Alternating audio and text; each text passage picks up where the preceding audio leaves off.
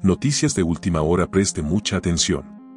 Cristian Ceballos, jefe de seguridad de Fernando Villavicencio, dice que no recibió advertencias de riesgos de otras unidades policiales el día del asesinato. En esta tercera jornada de audiencia de juicio, la Fiscalía ha presentado los testimonios de 2 policías, 2 peritos y una víctima colateral. En las primeras horas de la tercera jornada de audiencia del juicio contra los 5 autores materiales del asesinato del candidato presidencial Fernando Villavicencio, la Fiscalía ha presentado los testimonios de 2 policías, parte de la cápsula de seguridad del presidenciable, 2 peritos y la víctima colateral del crimen, Patricia Barragán. El capitán Cristian Ceballos, jefe de seguridad del candidato, contó lo ocurrido en las horas previas al ataque que recibió Villavicencio el 9 de agosto de 2023 en los exteriores de un coliseo donde terminaba un mitin político. El oficial explicó que ese fue un día normal como los que solían tener desde que fue nombrado a la seguridad del presidenciable. Aclaró que en ningún momento otras unidades policiales le advirtieron de riesgos e incluso contó que jamás se le respondió a los requerimientos de logística, inteligencia, vehículos, armamentos y protección que realizó por varias ocasiones a superiores de la Dirección Nacional de Protección y a la Dirección General de Inteligencia, parte de la Policía Nacional. Ceballos, junto al conductor del vehículo policial en el que se dio el ataque, fueron los que llevaron a Villavicencio al hospital cercano y en el que se confirmó su fallecimiento. Ceballos fue parte del círculo de seguridad en forma de diamante que mantuvo el candidato a la salida del mitin. El siguiente en dar su testimonio fue el cabo Luis Cañizares, agente del GIR que conducía la camioneta de color plomo sin protección contra disparos que fue atacada pasadas las 18:15 del 9 de agosto pasado. El cabo indicó que a la salida del candidato, una vez que se abrió la puerta del vehículo, él sintió disparos seguidos que entraron por su ventana. No entendía lo que pasaba y en medio de que caían los pedazos de vidrio sobre su cuerpo vio pasar a una persona con un arma en sus manos que continuaba disparando. Los peritos que vinieron después fueron 2 médicos legistas que corroboraron las heridas que recibieron 2 personas dentro del ataque a Villavicencio. Los reconocimientos y exámenes se dieron en días posteriores al ataque. Inmediatamente fue llamada al estrado, vía telemática, Patricia Barragán, mujer de 55 años que recibió un disparo cerca del corazón en momentos que se dio el ataque criminal contra el candidato presidencial de la alianza Gente Buena Construye. La mujer, que dijo que viajó a Estados Unidos a hacerse tratamientos por las heridas que le dejó el ataque criminal y también por temas de seguridad, recordó que esa tarde del asesinato ella buscaba hablar con Fernando Villavicencio, pero no podía por la cantidad de gente que asistió al mitin y lo rodeó.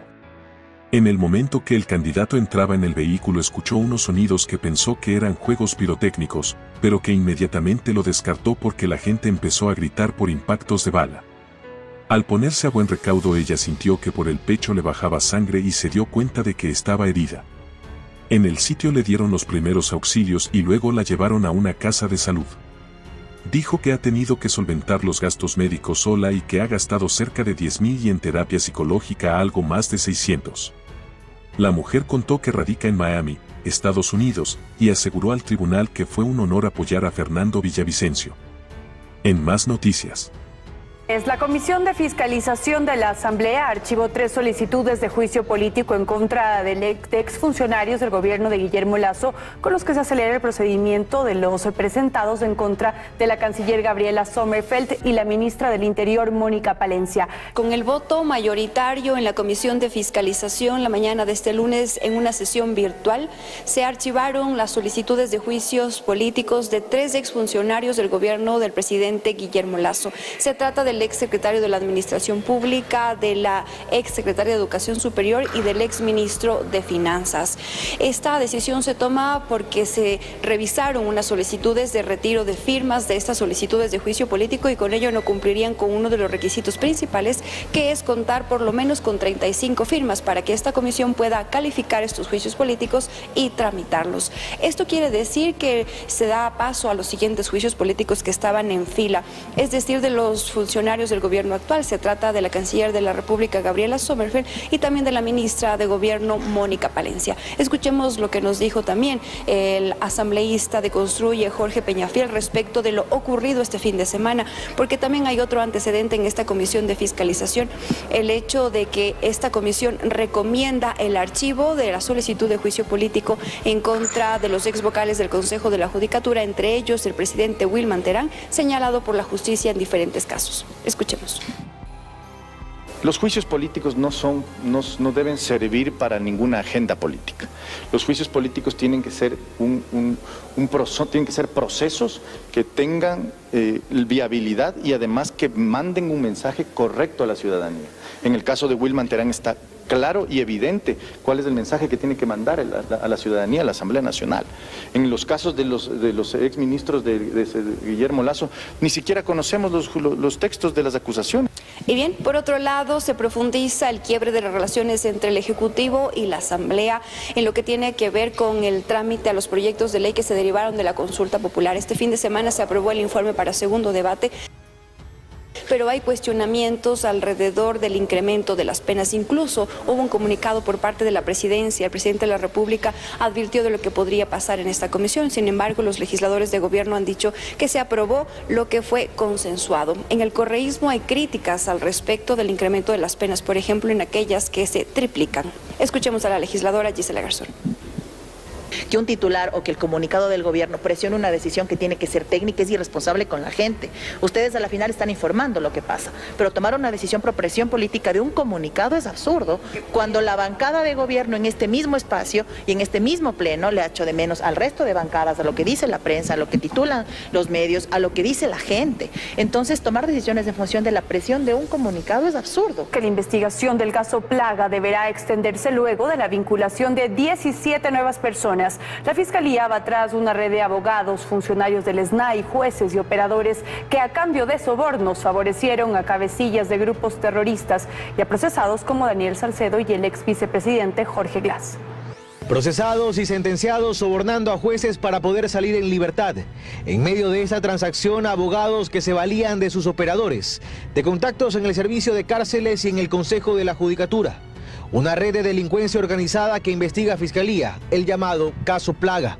Se han expuesto eventos puntuales, por ejemplo, que un tribunal de Santo Domingo conformado por los jueces Jorge Montero, Patricio Calderón y Galo Luzuriaga aceptaron un habeas corpus en favor de una persona procesada por tráfico de migrantes, a cambio de $60.000, gestionados por el abogado Cristian Romero, ya procesado en el caso Metástasis, y un nombre que se repite más de una vez en esta investigación, donde Fiscalía coloca a Romero, quien fue abogado del ex vicepresidente Jorge Glass y del narcotraficante Leandro Norero, como líder de esta organización.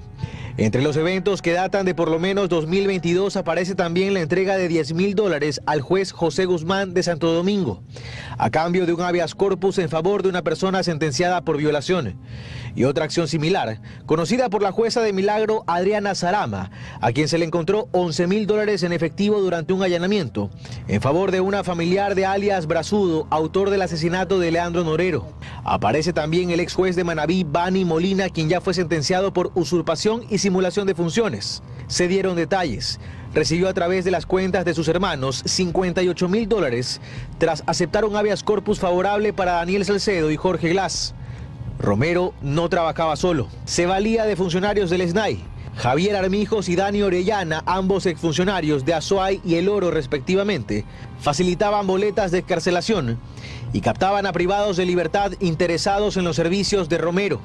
También a su disposición abogados que manipulaban sorteos, escribían borradores de sentencias y gestionaban el cobro y pago de coimas a todo nivel. En la Corte Nacional de Justicia, cuando el proceso llegaba a la etapa de casación, entraba por ejemplo Michael Hernández, ex colaborador de Cristian Romero, quien se convirtió en hombre de confianza de Wilman Terán. Hernández no fue localizado durante los allanamientos de este fin de semana. Con 17 nuevos vinculados, de los que 14 recibieron prisión preventiva, el caso Plaga tiene ya 31 procesados y la instrucción fiscal se extiende. Con resguardo policial, esta mañana se instaló el tercer día de audiencia de juicio contra 5 personas procesadas por el asesinato del ex candidato a la presidencia Fernando Villavicencio.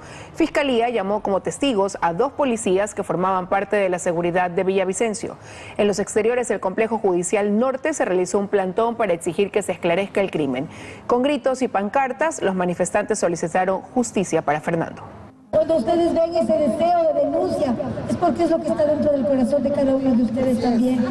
Y esta mañana se realizó el velorio y entierro de Aidita Pamela Ati, subteniente asesinada en el fuerte militar Napo. Su familia pide justicia y denuncia vicios procesales dentro del caso. Este lunes, el cuerpo de Aidita Pamela Ati fue velado y despedido por su familia y amigos, quienes piden que su muerte, ocurrida en el fuerte militar Napo este 29 de junio, no quede impune. Porque esto no es una muerte natural. Lo ahorcaron, lo mataron y lo ultrajaron, le pegaron y presuntamente lo violaron.